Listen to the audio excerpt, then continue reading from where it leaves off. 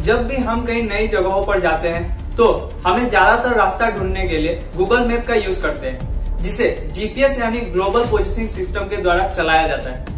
GPS system America के द्वारा बनाया गया है। इसी कारणवश जीपीएस सिस्टम के ऊपर डिपेंडेंसी को कम करने के लिए और मेक इन इंडिया को बढ़ावा देने के लिए इंडिया ने अपना एक नेविगेशन सिस्टम तैयार किया है, जिसे नेविक नाम दिया गया है और इसे इसरो के द्वारा डेवलप किया गया है।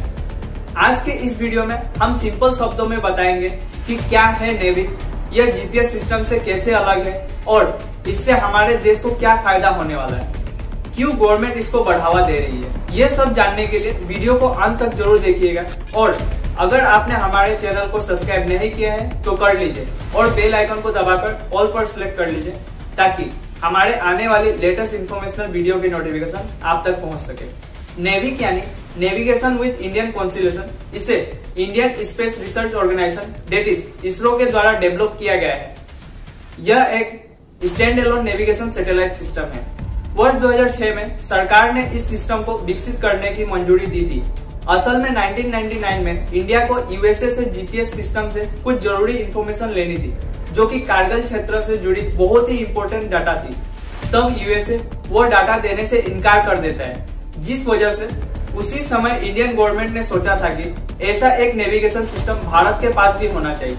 उसके बाद ही नेविक को डेवलप करने के लिए करीब 174 करोड़ रुपए असाइन किए गए थे। असाइन करते वक्त इससे 2011 तक पूरा करने का लक्ष्य रखा गया था, लेकिन 7 साल देरी से 2018 में इसे शुरू किया जाता है। नेविक में 8 सैटेलाइट शामिल है।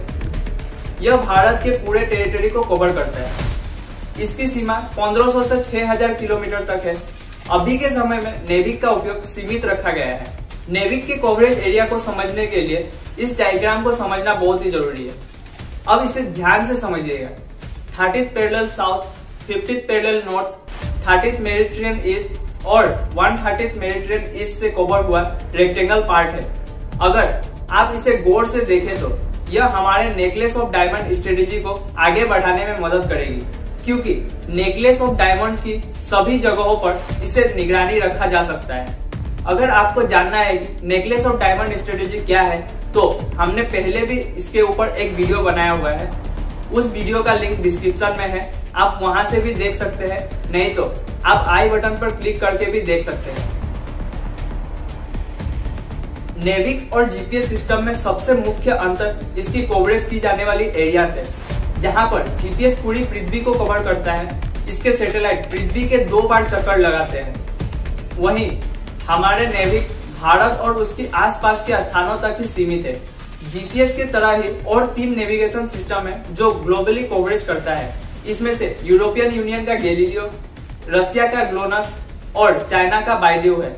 इसी तरह QZSS को जापान संचालित करता है। बाकी देखा जाए तो नेविक का इनिशियल कॉस्ट थी $281 मिलियन, वहीं जीपीएस की इनिशियल कॉस्ट $12 बिलियन थी। जीपीएस के पास ऑपरेशनल सैटेलाइट 31 है, वहीं नेविक के पास 7 ऑपरेशनल सैटेलाइट है। एक्यूरेसी में देखा जाए तो जीपीएस का एक्यूरेसी 16 फीट से 0.98 फीट है, वहीं नेविक का पब्लिक सर्विस के लिए 3 फीट 3 इंच यानी 1 मीटर है और रिस्ट्रिक्शन सर्विसेज जैसे मिलिट्री अथॉरिटी के लिए 10 सेंटीमीटर है। अभी के समय में नेविक का प्रयोग देश में पब्लिक व्हीकल ट्रैकिंग और साथ ही साथ समुद्र में मछली पकड़ने गए मछुआरों को इंटरनेशनल बॉर्डर क्रॉस न करने के लिए आपातकालीन चेतावनी देती है और प्राकृतिक आपदाओं से संबंधित जानकारी प्रदान करने में नेविक का इस्तेमाल किया जा रहा है। नेविक को ज्यादातर मिलिट्री यूसेज जैसे कि टेरिटोरियल बॉर्डर पर निगरानी और समुद्री कार्यकलाप पर नजर रखने के लिए किया जाता है। इंडिया के प्रशासन व्यवस्था में भी इसका इस्तेमाल किया जा रहा है। वर्ष 2020 में गवर्नमेंट ने लोकसभा में कहा था कि नेविक मेक इन इंडिया की दिशा में एक कदम है। फॉरेन सैटेलाइट सिस्टम पर डिपेंडेंसी को कम करने के लिए गवर्नमेंट नेविक सिस्टम को विकसित कर रही है। खास तौर पर स्ट्रेटेजिक एरिया में निर्भरता कम करने इसका मुख्य उद्देश्य है। जीपीएस और ग्लोनास जैसे फॉरेन सिस्टम पर हमेशा भरोसा करना स्ट्रेटेजिकली सही नहीं हो सकता है, क्योंकि यह सभी उन देशों की सिक्योरिटी एजेंसी के द्वारा संचालित किया जाता है। स्मार्टफोन बनाने वाली कंपनियां जैसे कि एप्पल, वीवो, ओप्पो, शाओमी आदि इसे लागू करने के लिए गवर्नमेंट से 2 साल की मोहलत मांग रही है।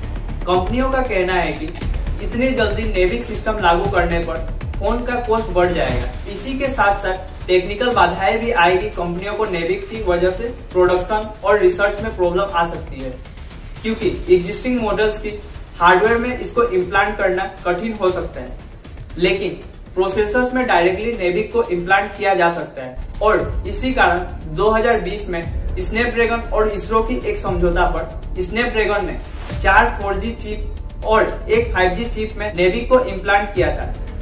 आज के इस वीडियो में इतना ही। वीडियो पसंद आई हो तो लाइक, शेयर एंड सब्सक्राइब जरूर करें। मिलते हैं अगली वीडियो में। जय हिंद।